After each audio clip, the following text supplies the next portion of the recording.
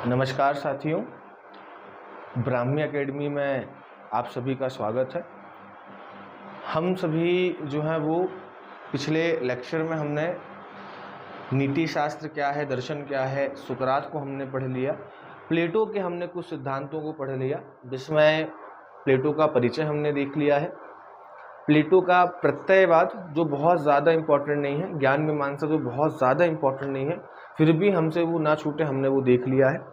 इसके बाद हमने जो है प्लेटो के सद्गुण का सिद्धांत देखा। सद्गुण क्या होता है, सद्गुण कैसे डेवलप होते हैं, जीवन का उद्देश्य जो है वो सुख की प्राप्त करना है, और सुख प्राप्त करना जो है वो संतुलन से सुख प्राप्त हो सकता है। संतुलन सद्गुणों के विकास से आता है, और जो है वो सद्गुण कौन कौन से थे, सब चीज़ें हमने देखी है ना। और हमने 4 सद्गुणों की बात की कि 3 सद्गुण आपके हैं, और उन तीनों के सद्गुण जो आपका विवेक, साहस और संयम 3 सद्गुण है, इनके जो है वो प्रॉपर तरीके से काम करने से एक चौथा सद्गुण जन्म होता है, जिसको कहा जाता है न्याय। और फिर हमने न्याय का सिद्धांत प्लेटो का देखा। अब इसके बाद जो सबसे ज़्यादा प्रश्न जहाँ पर बनता है सुकरात का, वो 2 हैं। एक तो राज्य का सिद्धांत और दूसरा शिक्षा का सिद्धांत, है ना, क्योंकि यही तो प्लेटो की विशेषता है। सद्गुण के बारे में बात तो किसने भी करी भाई, सुकरात ने भी करी। सद्गुण के बारे में बात आकर अरस्तु भी करेंगे। प्लेटो एक ऐसा व्यक्ति जिसने आदर्श राज्य की बात की, एक जो है वो आइडल स्टेट की बात की, एक कल्पना इसने की, और भाई इसी के आधार पर इसको कल्पनावादी दार्शनिक माना जाता है, विजनरी जो है फिलोसफर माना जाता है।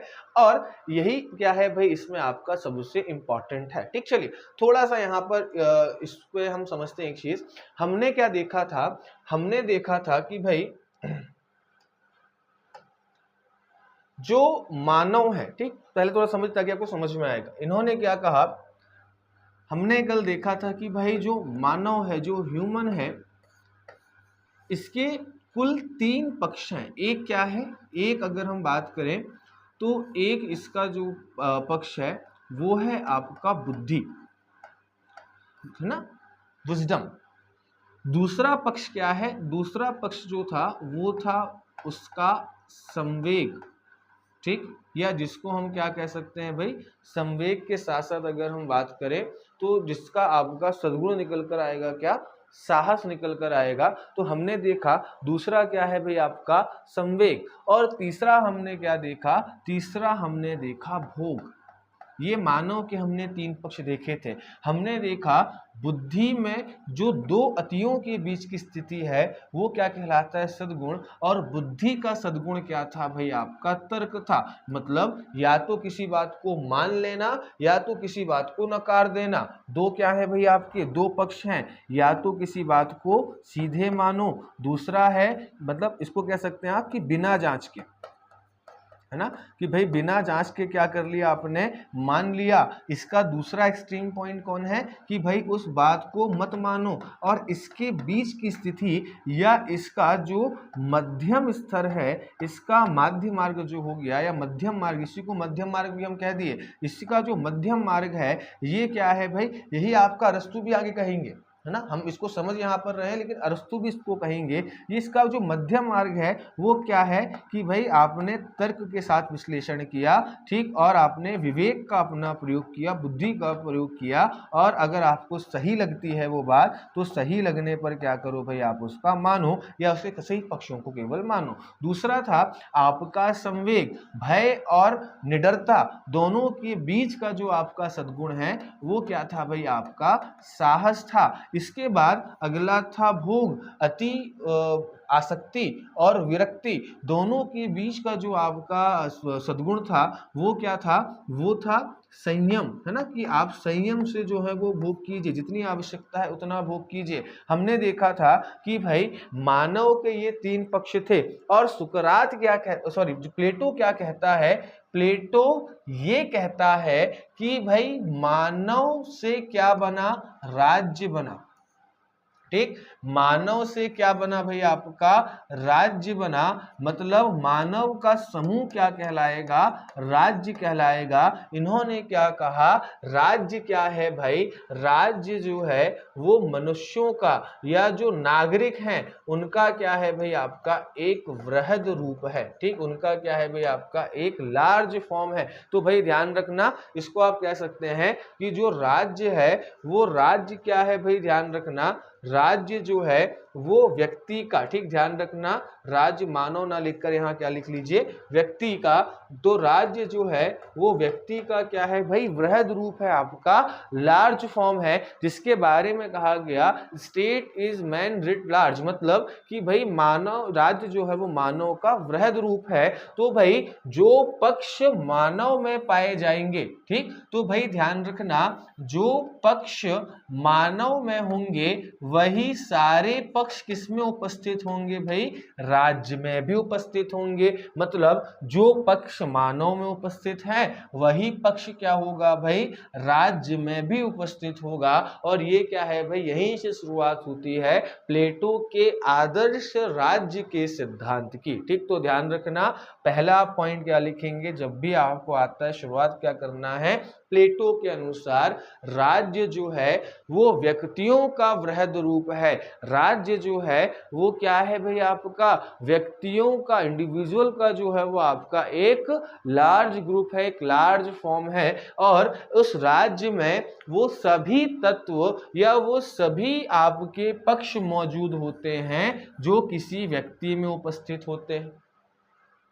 राज्य व्यक्ति का वृहद रूप है, बड़ा रूप है, या राज्य जो है वो व्यक्तियों से मिलकर बनता है, इसीलिए उस राज्य में वो सारे पक्ष उपलब्ध जो है वो मौजूद होंगे जो किसी व्यक्ति में होते हैं। और व्यक्ति में तीन पक्ष कौन से भाई, बुद्धि, असंवेग और भोग के आधार पर तर्क, साहस और संयम। ठीक, चलिए आगे अगर हम बात करें तो भाई ये क्या होता है, यहां से आपके राज्य सिद्धांत का क्या होता है भाई, प्रारंभ होता है। बढ़ते हैं आपका आगे। तो भाई प्लेटो ने क्या कहा, प्लेटो ने कहा कि भाई जो राज्य है वो राज्य क्या है भाई आपके व्यक्ति का वृहद रूप है।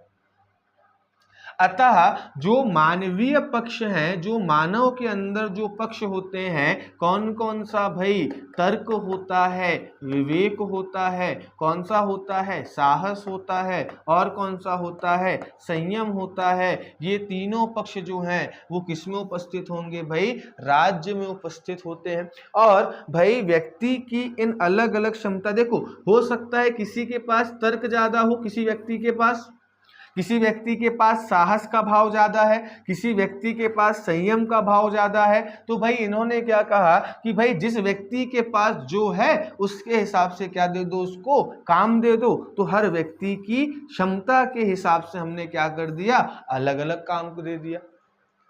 यही तो होता है भाई, हमारे घर में कोई शादी विवाह फंक्शन हो तो हम क्या करेंगे कि भाई योग्यता के हिसाब से काम देते हैं, और योग्यता के हिसाब से हम काम देंगे तभी हमको क्या मिलेगा, बेहतर परिणाम मिलेगा। योग्यता के हिसाब से कैसे काम दिया हमने कि भाई जैसे मान लो शादी है, हमने कहा कि भाई अब कार्ड बांटना है शादी के, तो हम 2 व्यक्तियों को भेजेंगे, या तो एक व्यक्ति ऐसा होगा जो क्षेत्र को पूरा जानता भी और रिश्तेदारों को भी जानता है, तो वो क्या करेगा भाई, कार्ड का काम करेगा। कार्ड छपवाने की बात है तो भाई जो थोड़ा सा आधुनिक व्यक्ति होगा वो सबसे सलाह मशवरा लेकर क्या करेगा भाई, जो है वो उसका काम करेगा। ठीक, तो हम क्या करते हैं, अलग अलग काम जो है वो योग्यता के अनुसार क्या कर देते हैं भाई, आपका बांट देते हैं। भाई किसी संस्थान में भी क्या होता है कि भाई जो योग्यताएं होती हैं, अब अगर मान लीजिए इंजीनियर है, इंजीनियर्स में अलग अलग योग्यताएं हैं, अलग अलग ब्रांचेस हैं। अब अगर आप किसी ऑटोमोबाइल वाले या जिसके अंदर ऑटोमोबाइल्स की आपकी योग्यता है, अगर आप उसको सॉफ्टवेयर वाला काम दे दें तो क्या वो कर पाएगा बेहतर तरीके से, नहीं कर पाएगा। या जो सॉफ्टवेयर बनाता है आप उसको कहें कि भाई एक काम करो तुम दर्शन पढ़ाओ, तो क्या वो कर सकता है, नहीं। तो योग्यता के हिसाब से क्या मिलना भाई, आपका काम मिलना। तो योग्यता के हिसाब से क्या दिया जाता है भाई, हर व्यक्ति की क्षमताएं अलग अलग होती हैं, हर व्यक्ति की कैपेसिटी अलग होती हुई है। जैसे आप देखते होंगे भाई ये बहुत सारे गुण होते हैं, जैसे तर्क, साहस, संयम, ये जो आपके गुण जिनको हम कहते हैं ना, ये आपके अलग अलग होते हैं और इनका कहाँ पर सही, जैसे आप जब अधिकारी बनते हैं तो यही तो आपको सीखना है कि भाई जैसे हम कहते हैं आपका सामवेगिक बुद्धि, कि भाई व्यक्ति के अंदर अगर कोई गुण है, व्यक्ति के अंदर अगर कोई भाव है तो उसका प्रयोग कहाँ करना है। क्रोधी व्यक्ति, क्रोध बुरी बात है, लेकिन अगर क्रोध का प्रयोग सही जगह किया जाए तो क्रोध भी क्या करता है, आपका काम बनाता है। तो वैसे ही जैसे मान लीजिए कि कोई बहुत ऐसा व्यक्ति है जो बहुत दिखने में बाहुबली टाइप का है लेकिन बुद्धि नहीं है, वो किस काम आ सकता है, उसको भाई हम दे सकते हैं कोई ऐसा काम, किसी सुरक्षा का काम दे सकते हैं, है ना। किसी अगर हम बात करें पहरेदारी का काम दे सकते हैं, कुछ महत्वपूर्ण सुरक्षा का काम उसको हम दे सकते हैं, अंगरक्षक के रूप में उसको हम दे सकते हैं। तो भाई यहाँ पर क्या है, व्यक्ति की क्षमता के हिसाब से हमने क्या कर दिया भाई, अलग अलग काम दे दिए ताकि कामों का बेहतर निष्पादन जो है वो आपका हो पाए। तो भाई ध्यान रखिएगा, जो राज्य सिद्धांत है वो क्या कहता है कि भाई राज्य व्यक्तियों से मिलकर बना है, इसलिए व्यक्तियों के वो सारे गुण राज्य में उपलब्ध होंगे जो व्यक्ति के अंदर होते हैं। हर व्यक्ति की क्षमता अलग अलग होती है, इसीलिए आदर्श राज्य में ध्यान रखना कि भाई आपका क्या है, लोगों को जो है वो उनकी कैपेसिटी के हिसाब से, वो उनके नेचर के हिसाब से, वो जो उनका कैपेबिलिटी या उनका नेचर है, उनकी प्रकृति या क्षमता के हिसाब से क्या दिया जाता है भाई, उन्हें कार्य दिया जाता है। तो आदर्श राज्य में क्या भाई, काम उनकी प्रकृति के हिसाब से जो है वो दिया जाता है। अब कैसे दिया जाता है इसको समझते हैं। इन्होंने जैसे ये आपको पहले भी समझा चुका हूं, लेकिन अभी हम भाई उस तरह से पढ़ रहे हैं कि अगर आपको क्वेश्चन भी आया तो क्या क्या पॉइंट लिखना है। तो भाई ध्यान रखना, पहले आपको आएगा तो आपने लिख दिया शुरुआत या प्रारंभ में आपने क्या लिख दिया कि भाई प्लेटो के अनुसार राज्य जो है वो व्यक्तियों का बृहद रूप है, राज्य में वो सारे गुण पाए जाते हैं जो किसी व्यक्ति में पाए जाते हैं। इसके बाद भाई राज्य जो है उसमें क्या होता है, क्षमताओं के हिसाब से अलग अलग कार्य दिए जाते हैं। देखिए आप चाहे ना तो ये वाला फ्लो चार्ट भी प्रयोग कर सकते हैं लॉन्ग आंसर में, ये देखो इसमें आपको बहुत बेहतर तरीके से समझ में आएगा। तो आप चाहें तो ये वाला आंसर में फ्लो चार्ट भी क्या कर सकते हैं, यूज कर सकते हैं, और इसके बाद अपनी आगे की कहानी जो है वो सुना सकते हैं। अब आगे की कहानी क्या सुना सकते हैं तो समझिएगा, आगे की कहानी क्या है। तो यहां तक तो आपने समझ लिया कि भाई जो है वो सबको क्या दिया जाए, अलग अलग कार्य दिया जाए। ठीक, अब अलग अलग कार्य कैसे दिया जाए तो समझना, यहां पर हमने सबसे पहले क्या बात करी भाई, हमने जो है वो बात करी किसकी भाई, आपके पक्ष की बात करी। ठीक, तो ध्यान रखना हमने किसकी बात की कि भाई वो सारे पक्ष होंगे जो मानव में भी होंगे। क्लियर है, तो राज्य में वो सारे पक्ष होंगे जो उस राज्य के व्यक्तियों में भी होते हैं। अब इसके बाद भाई इसी पक्ष से हम क्या करेंगे, राज्य के एक तत्व का निर्माण करेंगे या राज्य के एक अंग का निर्माण करेंगे।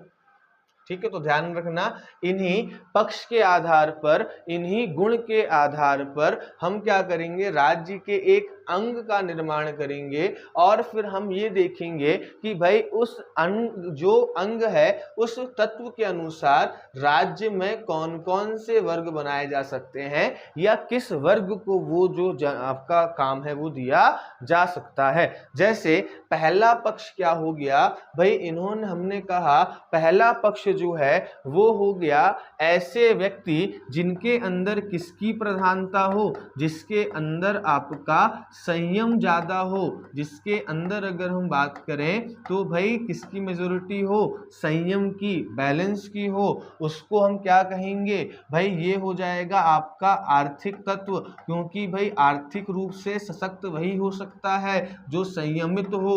भाई किसी के पास पैसा आया 500, उसने क्या किया, एक व्यक्ति हो सकता है जो उसको पूरा खर्च कर दे, पूरा का पूरा लो भाई उड़ा दिया। दूसरा व्यक्ति हो सकता है जो भाई आपका कंजूस हो, जो उसको क्या ना करे भाई, खर्ची ना करे। तीसरा व्यक्ति क्या हो सकता है, कंजूस व्यक्ति बहुत सारे कष्ट झेल लेगा लेकिन 500 रुपए खर्च नहीं करेगा। और एक व्यक्ति जो होगा वो क्या होगा, उसका संयमित उपयोग करेगा, मतलब उसको जितनी आवश्यकता होगी उसका क्या करेगा भाई, प्रयोग करेगा।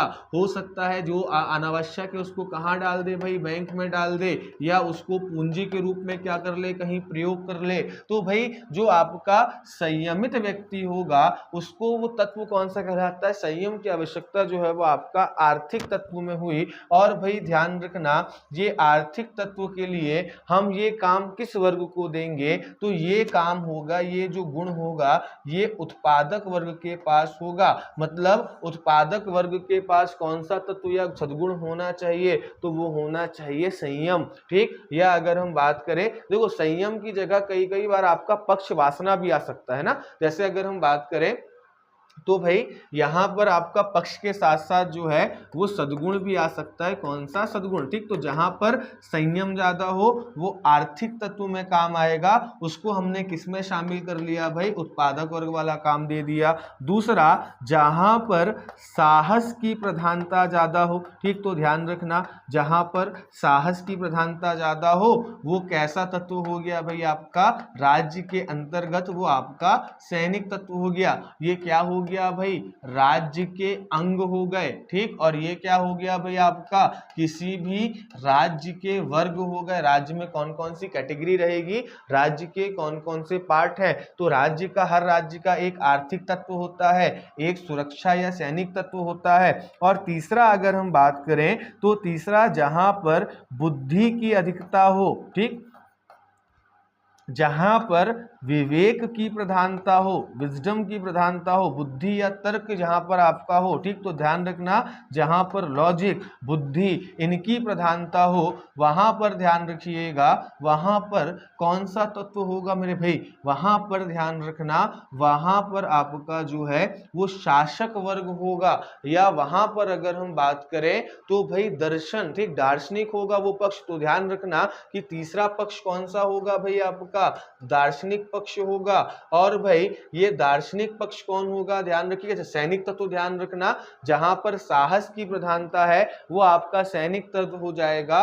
और यहां पर ये हम किसको देंगे भाई, एक वर्ग हो जाएगा आपका सैनिकों का। दूसरा, जो दार्शनिक होंगे ये कौन हो जाएंगे भाई, आपके शासक वर्ग हो जाएंगे। और भाई प्लेटो के आदर्श राज्य में सबसे ऊपर कौन रखा गया है, बुद्धि। हमने वहां भी पढ़ा कि साहस और संयम को बुद्धि या विवेक के अंदर जो है वो काम करना चाहिए। वैसे ही जो उत्पादक और सैनिक वर्ग है उसको किसके अंदर काम करना पड़ेगा, शासक वर्ग के अंदर काम करना पड़ेगा। तो भाई ध्यान रखिएगा, इन्होंने जो है वो शासक वर्ग को जो है वो संरक्षक के रूप में जो है वो आपका नियुक्त किया है, ट्रैक्टर के रूप में क्या किया है भाई, आपका नियुक्त किया है। और इनकी सहायता के लिए सहायक संरक्षक के रूप में किसको नियुक्त किया भाई, आपका सैनिक तत्व को नियुक्त किया। ये मैं इसलिए बता रहा हूं क्योंकि शिक्षा सिद्धांत में भी आपका ये काम आने वाला है। तो इन्होंने क्या कहा कि भाई जो आपके शासक वर्ग हैं वो कौन है भाई, आपके संरक्षक हो गए। जो आपका सैनिक वर्ग है वो क्या हो गया भाई, सहायक संरक्षक हो गया। और भाई इन दोनों को हमने क्या कह दिया, इन दोनों को हमने संरक्षक वर्ग कह दिया। इस पॉइंट को ध्यान रखना। तो भाई ध्यान रखना कि भाई इनके अधीन जो है वो दोनों वर्ग काम करेंगे। तो ध्यान रखना इनके अधीन जो है वो दोनों वर्ग क्या करेंगे भाई, काम करेंगे। और इसका कारण क्या है कि भाई शासक वर्ग को सर्वोच्चता दे दी गई या शासक वर्ग के अधीन बाकी दोनों काम करेंगे। तो इसका एक जो है वो कारण क्या है कि इसके पास क्या होगी भाई, आपकी बुद्धि ज्यादा होगी। तो ध्यान रखना इसके पास क्या ज्यादा होगी, बुद्धि ज्यादा होगी। तो ये तर्कों के आधार पर निर्णय ले सकता है, इसके निर्णय लेने की क्षमता क्या होगी भाई, ज्यादा अच्छी होगी, क्योंकि ये तर्कों या विवेक के आधार पर क्या लेता है भाई, आपका निर्णय लेता है। दूसरा कि भाई ये दार्शनिक है इसीलिए ये स्थिर रहता है, इसका दिमाग क्या रहता है भाई, आपका शांत रहता है। और ये क्या कर सकता है भाई, आपका शांत होकर क्या कर सकता है भाई, आपका निर्णय ले सकता है। जैसे मान लीजिए कोई साहसी व्यक्ति है लेकिन उसके अंदर विवेक नहीं है, किसी ने उसको मारा या किसी बच्चे ने उसको मारा, उसने क्या किया, उस पर तुरंत जो है वो हाथ चला दिया, तो यहाँ पर क्या है, उसने अपनी बुद्धि का प्रयोग नहीं किया। तो भाई ध्यान रखना, पर जो शासक वर्ग होता है, जो दार्शनिक वर्ग होता है, ये अपने जो है बुद्धि का प्रयोग करता है। ये क्या रहता है भाई, आपका स्थिर दिमाग रहता है। इस दार्शनिक पक्ष को पता होता है कि सत्य और असत्य क्या है।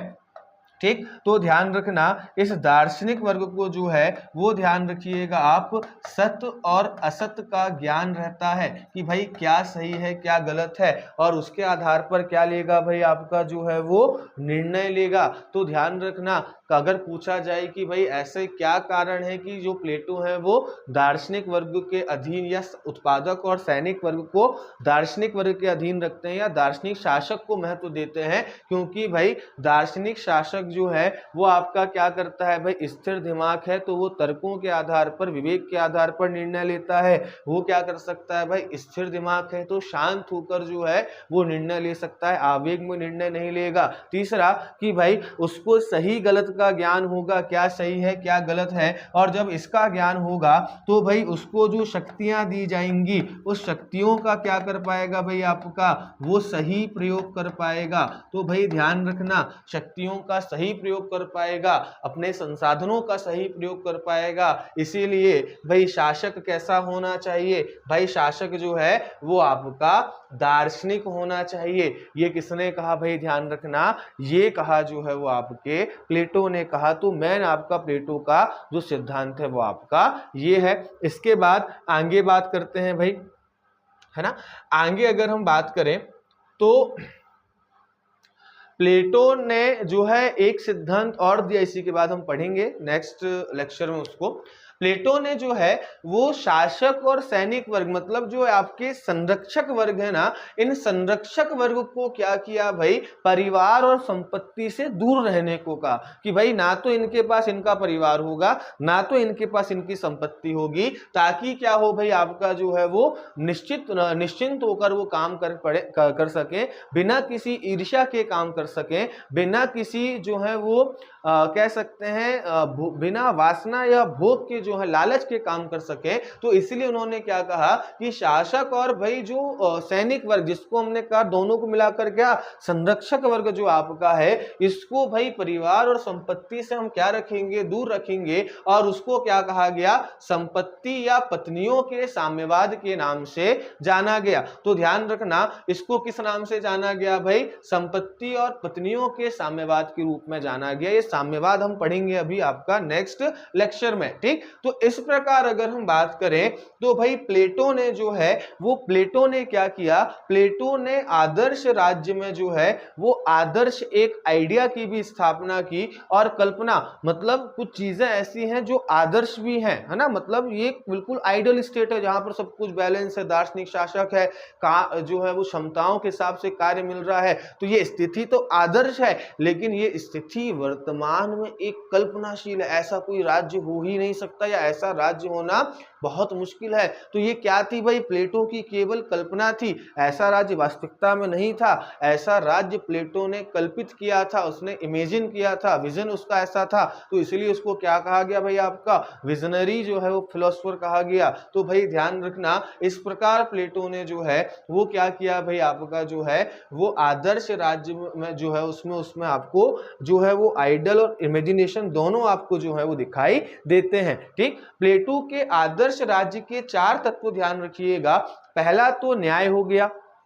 ठीक, तो ध्यान रखना, हमने अगर बात करें प्लेटो के आदर्श राज्य की बात करें तो हमने यहाँ पर एक पक्ष देख लिए थे पिछले जो है स्लाइड्स में। आगे अगर हम बात करें तो भाई क्या था, पहला तो क्या हो गया, न्याय हो गया। न्याय मतलब क्या हो गया, दार्शनिक वर्ग प्लस आपका सैनिक वर्ग प्लस आपका जो उत्पादक वर्ग है, इनके बीच क्या होना भाई, आपका एक अच्छे तरीके से समन्वय चलना, इन तीनों का एक दूसरे के काम में हस्तक्षेप ना करना। रखना। दूसरा शिक्षा रहेगा, शिक्षा अभी हमने नहीं पढ़ा है, शिक्षा को हम पढ़ेंगे, लेकिन अभी ध्यान रखना कि प्लेटो के जो राज्य है, प्लेटो का जो आदर्श राज्य है, उसके 4 तत्व कौन कौन से हैं? जस्टिस न्याय हो गया, साम्य, ठीक है, आपका शिक्षा हो गई जो हम पढ़ेंगे शिक्षा सिद्धांत। तो भाई न्याय हो गया, शिक्षा का समर्थन करता है, क्योंकि भाई ये दार्शनिक कैसे बनेगा? शिक्षा के थ्रू बनेगा। सही गलत का ज्ञान कैसे होगा? शिक्षा के अंतर्गत होगा। भाई सद्गुण पर आधारित व्यवस्था प्लेटो चाह रहा है, और हमने शुरुआत में देखा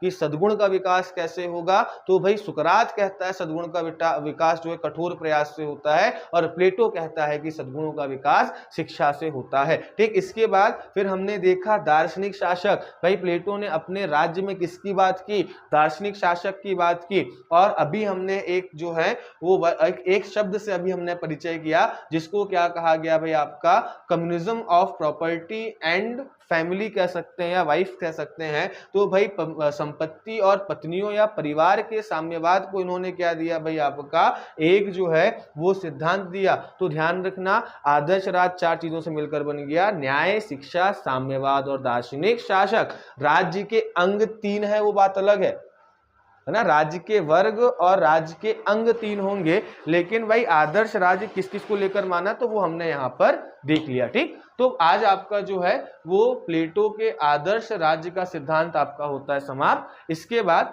मिलते हैं आपसे नेक्स्ट लेक्चर में, जिसमें हम प्लेटो के साम्यवाद की बात करेंगे, जिसमें हम बात करेंगे प्लेटो के जो है वो शिक्षा सिद्धांत की। तो आज के लिए इतना ही, बाकी आप सभी अपनी तैयारी को कंटिन्यू रखिए। मिलते हैं आपसे नेक्स्ट लेक्चर में, तब तक के लिए सभी को धन्यवाद। जय हिंद।